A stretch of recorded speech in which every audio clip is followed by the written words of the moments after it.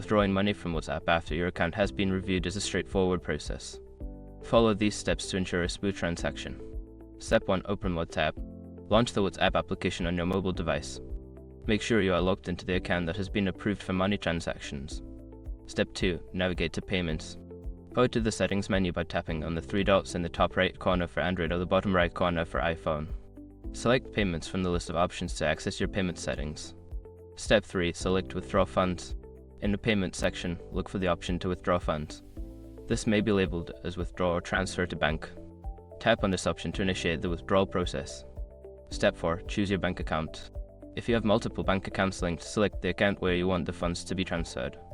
Ensure that the account details are correct to avoid any issues with the transaction. Step 5. Confirm the withdrawal.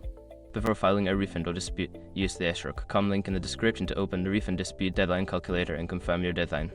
After completing these steps, you should receive a notification confirming your withdrawal. Keep an eye on your bank account for the funds to appear, which may take a few business days depending on your bank's processing times.